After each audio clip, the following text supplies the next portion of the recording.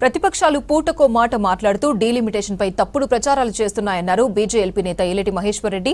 CM Revanth subject divert చేసేందుకు GSDP అంటూ కొత్త నరేషన్ తెస్తున్నారని అన్నారు. ఎస్సీ ఎస్టీలకు జనాభా ప్రాతిపదికన సీట్లు పెరగాలంటే డీలిమిటేషన్ జరగాల్సిందేనని స్పష్టం చేశారు. ప్రక్రియలో 1962లో ఈ తెలుగు రాష్ట్రాలకు 43 సీట్లు ఉండే. మీరు తీసుకొచ్చినటువంటి 1972 డీలిమిటేషన్లో తెలుగు రాష్ట్రాలకు 42 సీట్లు అంటే ఒక సీట్ తగ్గించారు. 1972లో అప్పుడున్నటువంటి 58 కోట్ల జనాభా ప్రతిపాదిక మీద ఈ దేశంలో 542 తర్వాత 43గా 543 సీట్లు ఈ దేశంలో ఆ రోజు నిర్ణయించబడ్డాయి.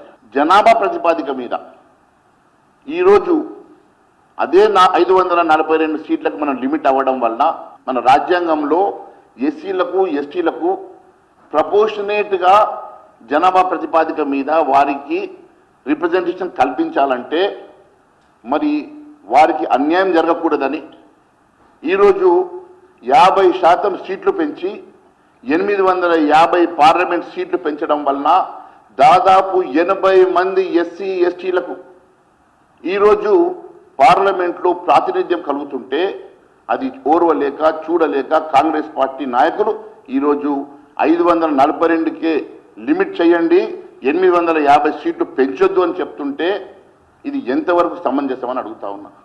అదే మాదిరిగా 33% మహిళా రిజర్వేషన్లకి మీరు 542 ప్రకారం మీరు తీసుకుంటే వారికి వచ్చే సీట్లు 542 43 ఇంటూ 33% తీసుకుంటే 170 సీట్లు వస్తాయి.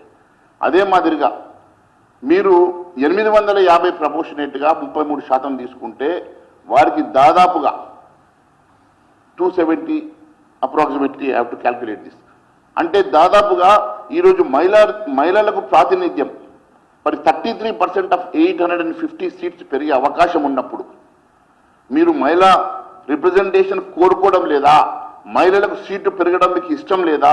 మహిళల కోసము మరి ఎస్సీ ఎస్టీల కోసం ప్రాతినిధ్యం పెరుగుతుంటే మీరు చూడలేక ఈరోజు మీరు 543కే మీరు కన్స్ట్రెయిన్ కావాలని, సీట్లు పెరగొద్దని మీరు ఈరోజు కొత్త బూటకం నాటకం చేస్తున్నటువంటి రేవంత్ రెడ్డి గారు రకరకాలుగా ఈరోజు మాట్లాడుతూ ఉన్నారు.